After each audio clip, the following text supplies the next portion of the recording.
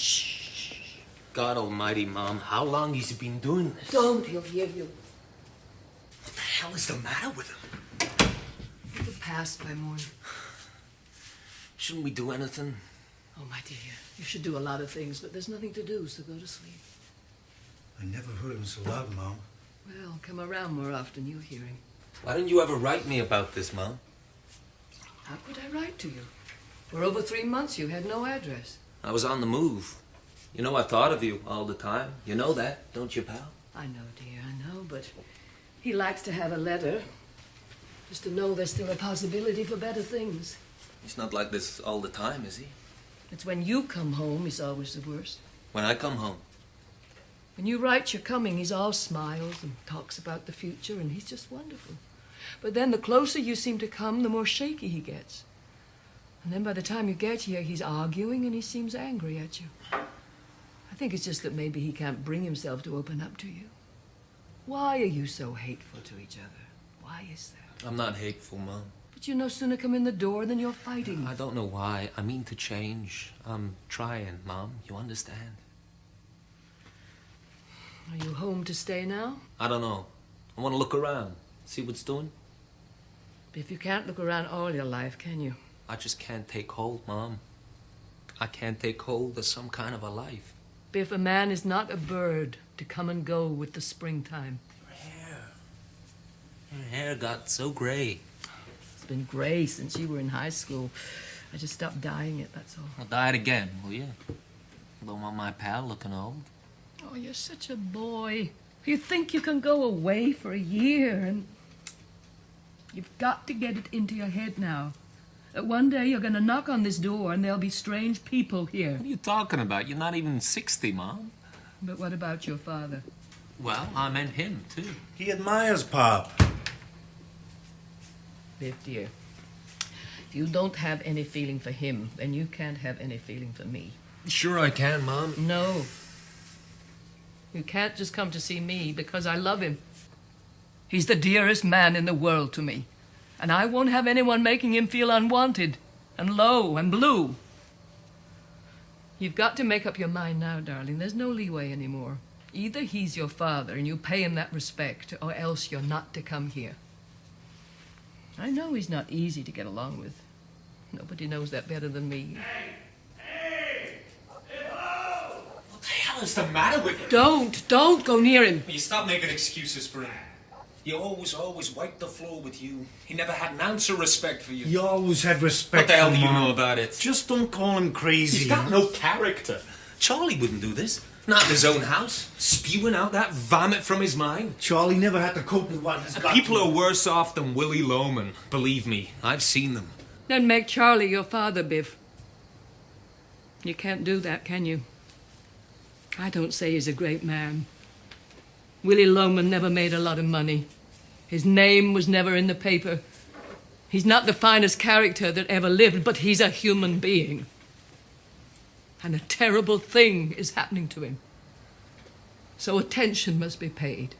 He's not to be allowed to fall into his grave like an old dog. Attention must finally be paid to such a person. You called him crazy. I didn't mean he was... No. A lot of people think he's lost his balance. But you don't have to be very smart to know what his trouble is. The man is exhausted. Sure. A small man can be just as exhausted as a great man. He works for a company 36 years this March. Opens up unheard of territories to their trademark, and now, in his old age, they take his salary away. I didn't know that, Mom. No, you never asked, my dear. Now that you get your spending money someplace else, you don't trouble your mind with him. But I gave you money last Christmas. Christmas time, $50. To fix the hot water, it cost $97.50. For 5 weeks, he's been on straight commission, like a beginner, an unknown. Those ungrateful bastards. Are they any worse than his sons? When he brought them business when he was young, they were glad to see him. But now, his old friends, the old buyers who loved him so and always found some order to hand him in a pinch, they're all dead, retired. He used to be able to make 6-7 calls a day in Boston. Now he takes his valises out of the car and puts them back and takes them out again, and he's exhausted. Instead of walking, he talks now. He drives 700 miles. And when he gets there, no one knows him anymore. No one welcomes him. And what goes through a man's mind? Driving 700 miles home without having earned a cent? Why shouldn't he talk to himself? Why? When he has to go to Charlie and borrow $50 a week and pretend to me that it's his pay? How long can that go on? How long? You see what I'm sitting here and waiting for? And you tell me he has no character. The man who never worked a day but for your benefit. When does he get the medal for that? Is this his reward? To turn around at the age of 63 and find his sons, who he loved better than his life? One a philandering bum. Mom! That's all you are, my baby. And you, what happened to the love you had for him? You were such pals. How you used to talk to him on the phone every night.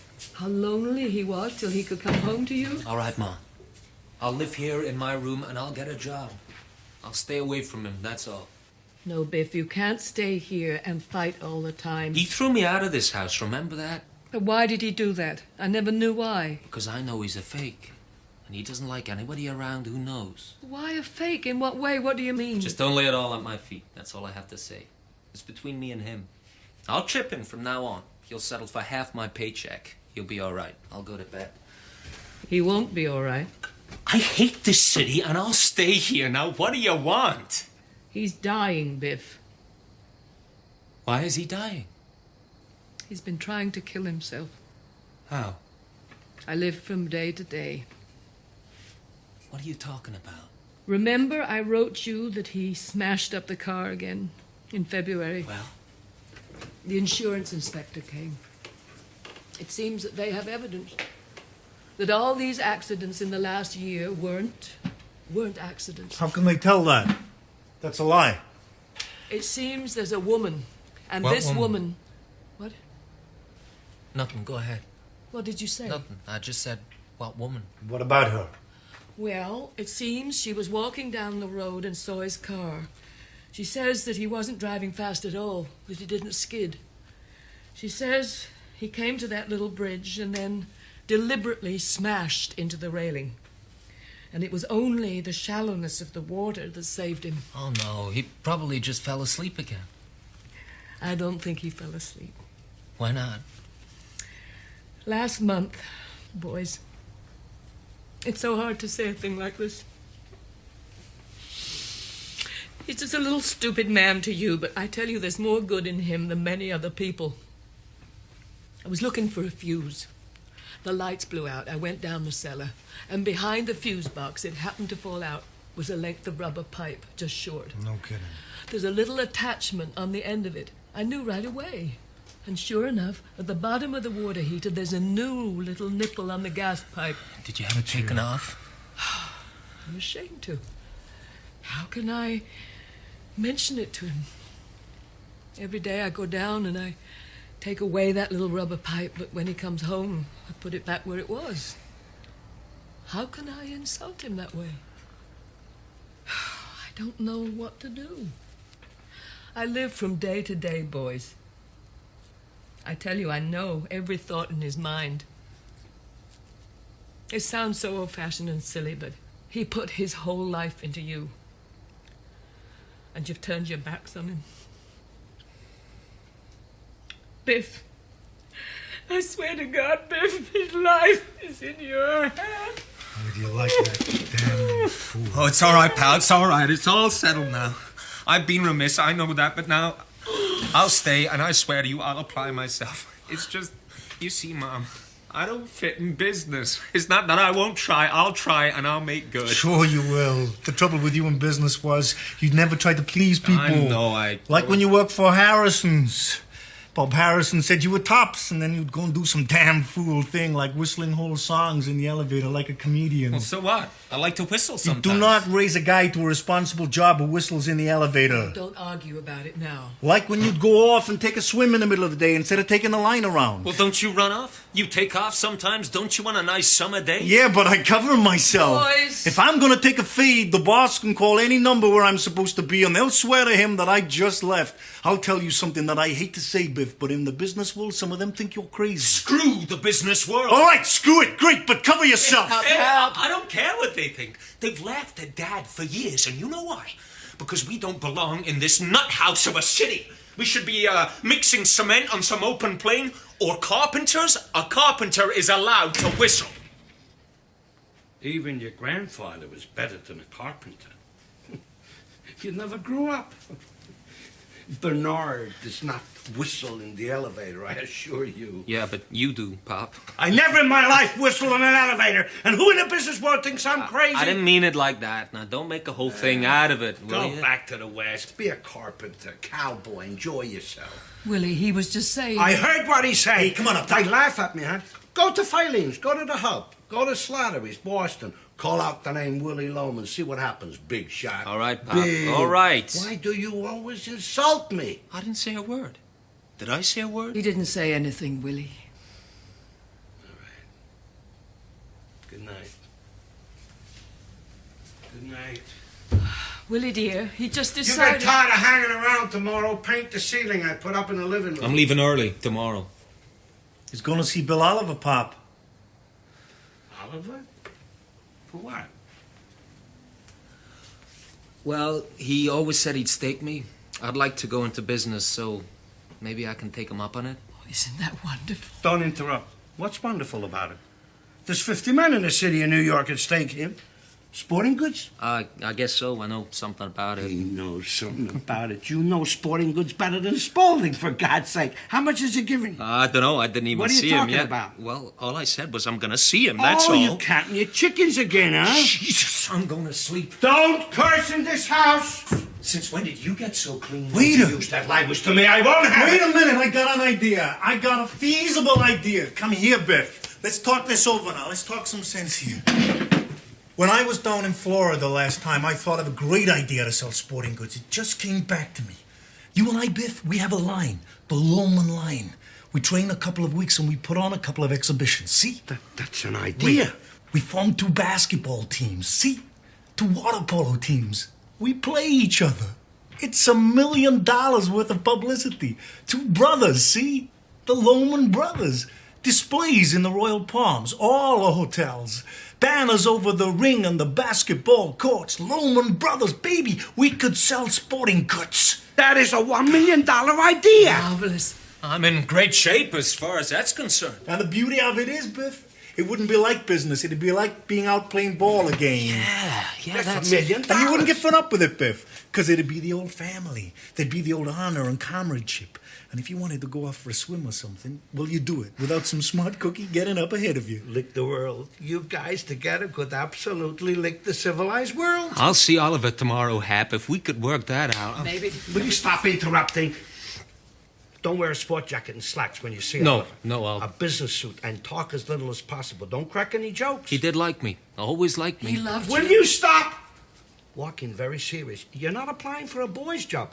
Money is to pass. Be quiet. Fine. Serious.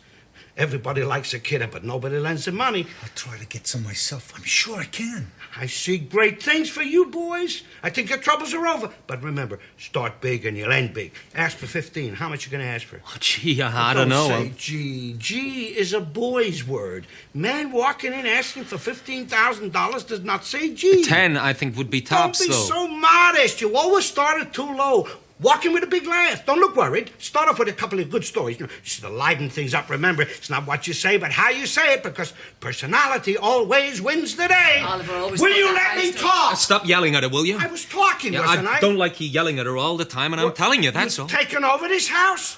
Willie? Don't take his side always, God damn it! You stop yelling at her, will you?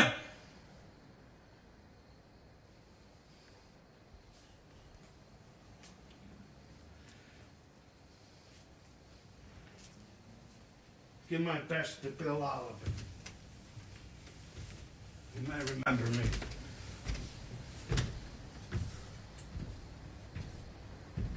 What'd you have to start that for? You see how sweet he was as soon as you talked hopefully? Come up and say goodnight to him. Don't let him go to bed that way. Come. Come on, Biff, let's buck him up. Please, dear. It takes so little to make him happy. Just say goodnight. Come.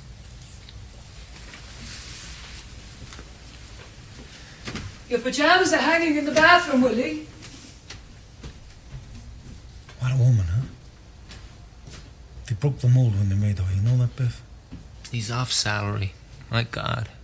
Working on commission. Well, let's face it. He's no hotshot selling man. Except sometimes you have to admit he's got a sweet personality. Lend me $10, will you? I want to buy some new ties. I'll take you to a place I know. Beautiful stuff. Wear one of my striped shirts tomorrow.